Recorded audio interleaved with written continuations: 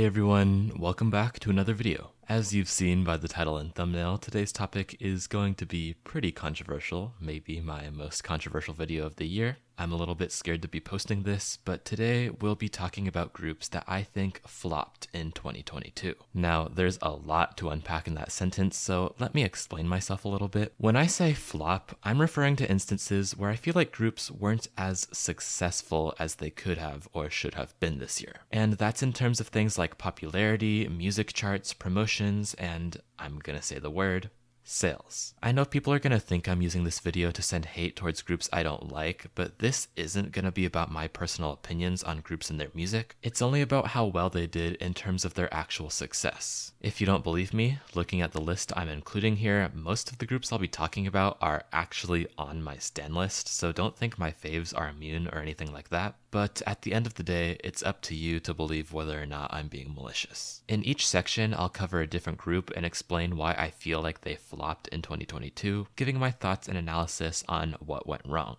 In all fairness, I am no expert in the K-pop industry, but neither are any of the companies who manage these groups, so who cares? Last thing before we start, I'd like to remind you all to follow me on Instagram. Link to my profile will be in the pinned comment. But I think this intro has gone on long enough, so without further ado, let's talk about group number 1.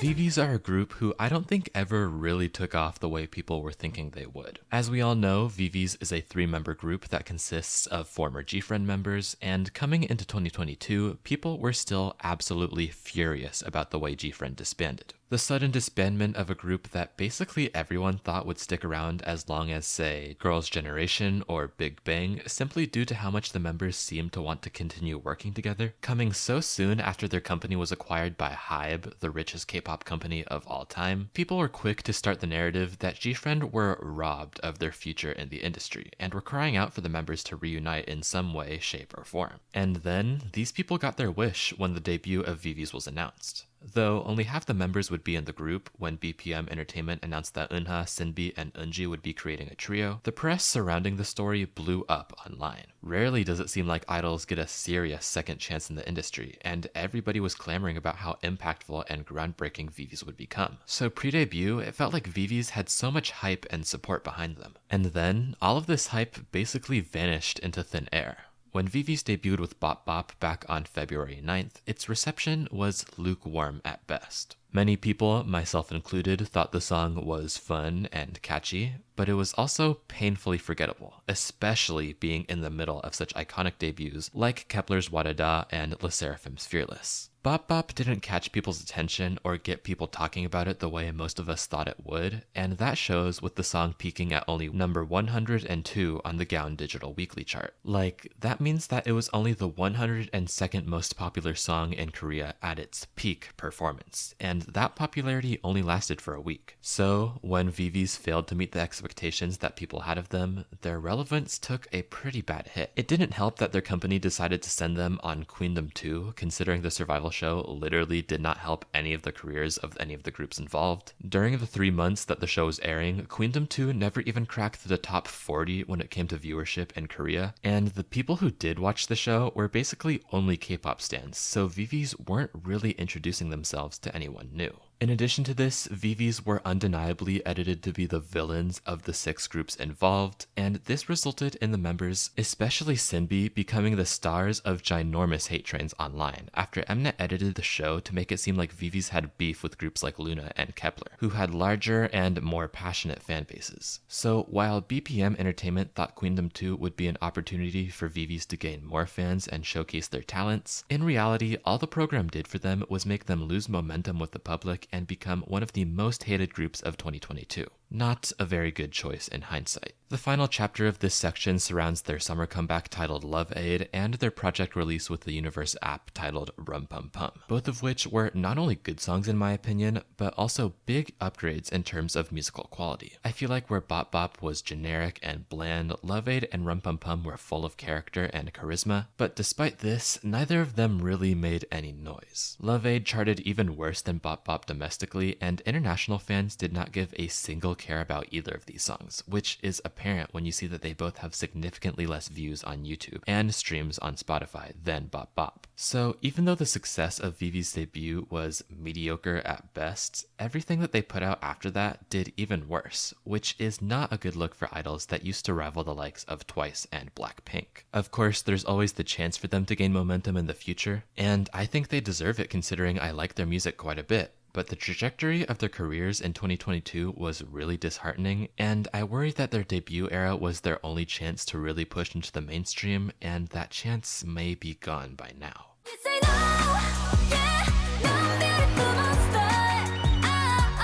A couple of months ago, I made an entire video on SA talking about why I'm worried about them, and if you want, you should definitely watch that before you finish this video today, but either way, I thought it would still make sense to include them here. It's crazy because last year I literally used StayC as the thumbnail for my video where I talked about which groups dominated 2021, but I don't think they are able to follow up the success of songs like ASAP and Stereotype very well. Out of StayC's 3 releases this year, their first one, Run to You, was unarguably the most successful, and I'm not going to be stupid, so I'll even add that you could argue it's StayC's most successful comeback yet. Getting 7 music show wins and being their best performing song on Korean music charts, if Run to You was the group's only comeback this year, then they would not be in this list. But sadly, as we all know, the second half of the year was not as kind to StayC. When StayC released Beautiful Monster on July 19th, they seemed to lose most of their quote-unquote fan base within just a couple of weeks of the song dropping, because in both South Korea and overseas, people were just not fans of this song at all. I know this because I'm constantly checking social media like Instagram, Twitter, and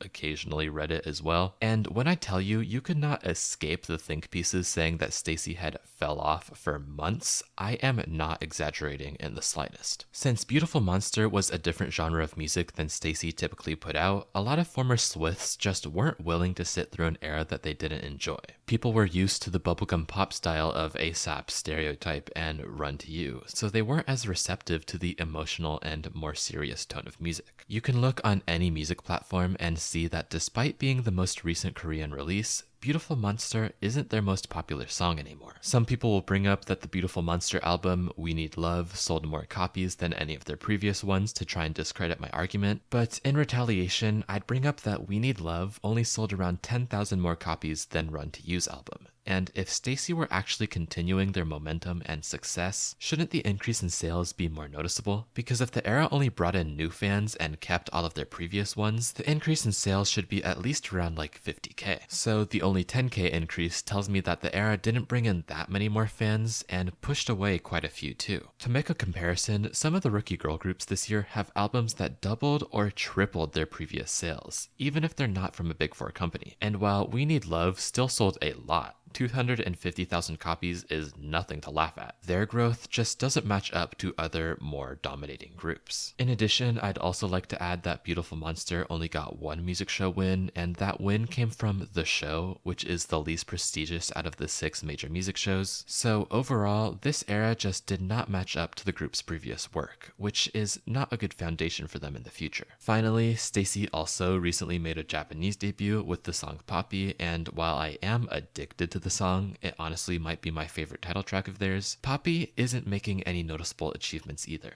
Of course, K-pop groups just don't promote their Japanese releases as well as their Korean ones, so it makes sense, but even Poppy has sparked a lot of debate online, with a lot of people again voicing their dislike for StayC's newer releases. At this point, StayC are still far from irrelevant, but they'll really have to pick up the pace with their next comeback or two, or else they risk permanently falling out of the people's good graces.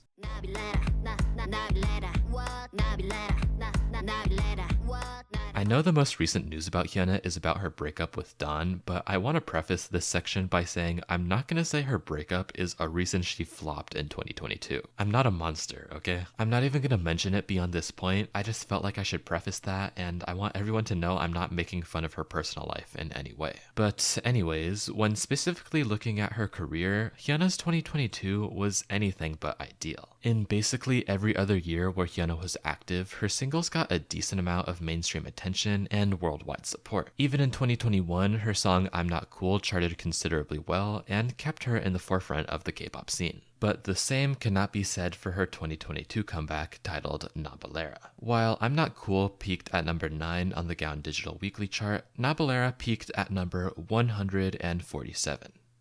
147. That's a difference of 138 positions. So it's safe to say that this comeback was not as successful for Hyuna. There's a bunch of different reasons why this steep drop in relevance happened between comebacks, such as a lack of promotions and activities. But really, a lot of the blame lies in the quality of the song. Of course, music taste lies solely in one's own personal preference, but it says something that when Nabalera first dropped, I could not find anyone who enjoyed it. Literally every single person on every single one of my timelines hated this song, and I don't really blame them. I've mentioned before how I actually kind of like it, but from the repetitive lyrics to the Mickey Mouse Clubhouse beat to the literal Macarena in the choreography, I understand why not many people could take it seriously. And to add on to that, since Hyuna has always relied on a general public support for her career instead of a solid fan base, she only sold 15,000 albums for her Nabalera EP, and that didn't help her much either. The thing is, what a lot of people, including myself, agree on is that Hyuna was simply a more captivating artist while she was under Cube instead of P Nation.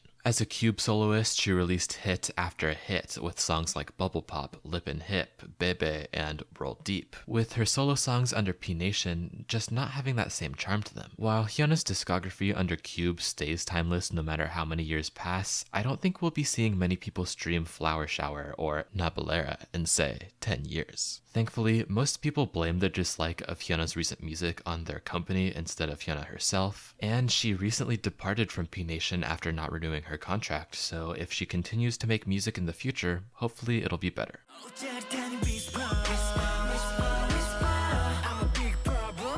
The case of the Boyz in 2022 is one that is pretty underwhelming, if nothing else. I'm really sad that this group didn't get as much attention as they could have this year because I genuinely feel like they've only been getting better each time they come back, but it's become obvious to me that I'm in the minority with that opinion. Coming out of 2021, the Boyz were in a bit of a make it or break it situation. The group had reached a new peak in their popularity after participating in Mnet's Kingdom, which helped solidify their fanbase, but their two comebacks in 2021, Thrill Ride and Maverick, were divisive to say the least, and drew mixed reactions from fans and casual listeners. 2022 was the year for them to release music that would quell the voices of their haters and bring back the momentum that had faltered the year prior, but they didn't really do that. First of all, to go in a bit more detail about their position at the beginning of this year, I would say they were in a position similar to the one, say, StayC is in right now. They had a poorly received comeback or two and were in danger of fading into the background, but they were still in a position where they could rise again if they had a well-received single that was well promoted. Instead, the group's first release this year was a Japanese comeback, one that was poorly received at that. She's the Boss was an experimental track that had abrupt transitions between the soft and intense parts of the song, and it didn't really appeal to a majority of the people who know the Boyz. Because the group is known for their clean and sensual and/or cheerful upbeat tracks. So this Japanese comeback didn't do very well and stunted some of the anticipation for their next Korean release. After that, their next project was a single with the Universe app called Sweet, and this song was actually very well received. For a while, this was my favorite song of the year, and it has more streams on Spotify than She's the Boss, despite being released later and not being an official comeback, due to the song just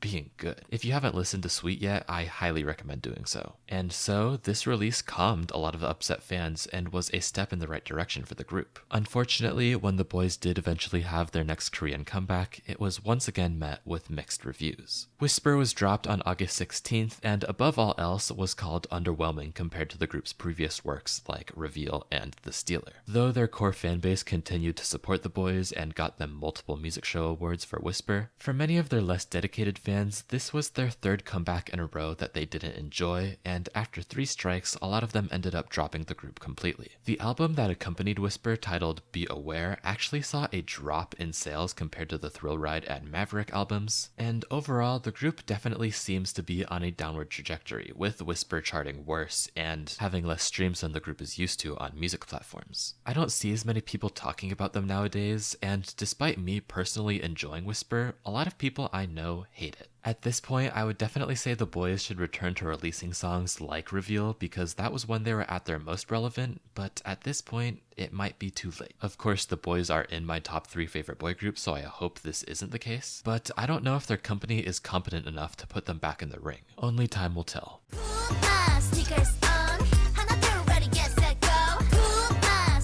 Out of all of the groups in this video, the one that pains me the most to include is by far ITZY. As many of you know, ITZY are my second favorite group of all time, and they are my favorite girl group, but I would be lying if I said that 2022 was a good year for them. Even though they released 5 singles, 2 mini albums, and had a world tour, ITZY's level of success in 2022 pales in comparison to their rookie days. This year, JYP Entertainment really tried to start pushing ITZY into the Japanese market. Their first release on April 6th was their first Japanese single titled Voltage, and Voltage did okay for a Japanese K-pop song. The music video got a lot of views and it sold 36,000 physical copies, which is good, but I wouldn't say it matched up to the relevance of other JYP groups in Japan, like TWICE or even Stray Kids, who sold 100,000 copies of their Japanese debut album. It didn't help that a lot of people disliked Voltage, with it not even being in ITZY's top 10 most popular songs right now, and later on in the year, ITZY had another Japanese comeback titled Blah Blah Blah, but this one somehow performed worse than Voltage, not selling over 30,000 copies and even having less views on YouTube. But what I'm pretty sure most of us want to hear about is ITZY during Sneakers era, because looking back on it, nothing about this era felt real. The teaser era for Sneakers lasted for what felt like the longest time ever, and the more JYP revealed about the title track, the more outrage we saw online. But the most insane moment was when the audio teaser was released on TikTok. For those of you who don't know, JYP put out like a 20-second snippet of Sneakers on TikTok for people to use in their videos before the actual song came out, and at the time, nobody liked it. I mean,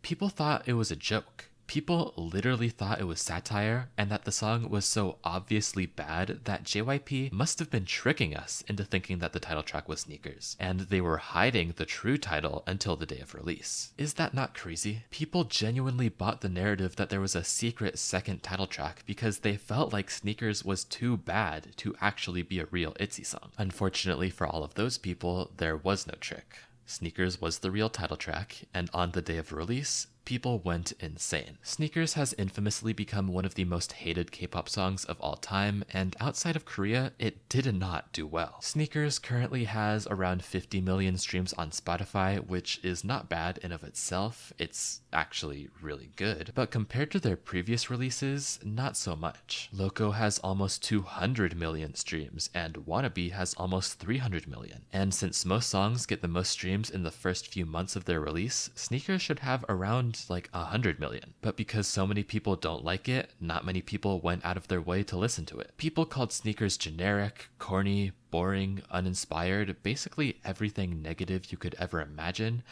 And the dislike for ITZY's music only increased with the group's English debut, Boyz Like You. Boyz Like You basically got the treatment Sneakers did, but worse. Boyz Like You was released over a month ago, and it doesn't even have 10 million streams on Spotify. Compare that to the English debuts of, say, TWICE with The Feels, or even BTS with Dynamite, and it doesn't look very good. Boyz Like You was branded a cheap Taylor Swift knockoff, not helped by the fact that it was literally released on the same day as Taylor's new album, and since most ITZY fans know the group for their experimental and boisterous sound, not even midsies were streaming it. I would say that Boyz Like You is the weakest debut of any Big 4 K-pop artist in existence, but let me know in the comments if that's correct or not. Finally, around a week ago, ITZY dropped their final comeback of the year titled Cheshire, and even though Cheshire might be my favorite ITZY single of all time, ever since it first appeared on the Korean music charts, it has been plummeting in positions every single day. For some reason, it seems like the general public is just not taking to the song at all, and it's pretty safe to say that ITZY are not experiencing the same level of support they got with songs like Dala Dala and Wannabe. Interestingly, ITZY's actual core fanbase seems to still be going strong, with their album sales increasing every comeback, but their digital performances have been lacking severely.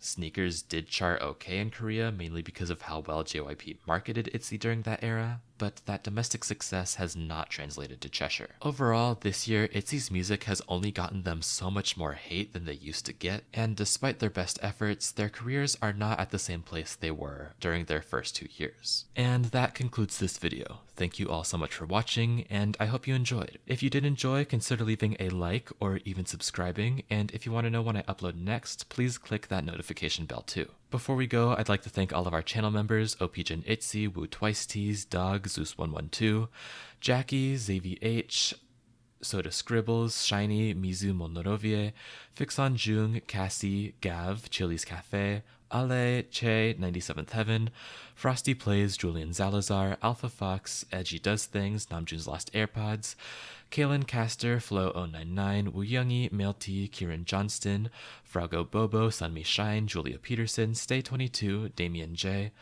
Lennon, Silverwind, Adifa N, Jed, Just Softness, and JYP Jisungi for supporting the channel. I appreciate you guys all so much, and thank you everybody who's watched all the way up until this point, and without further ado, I'll see you in the next video. So, peace out.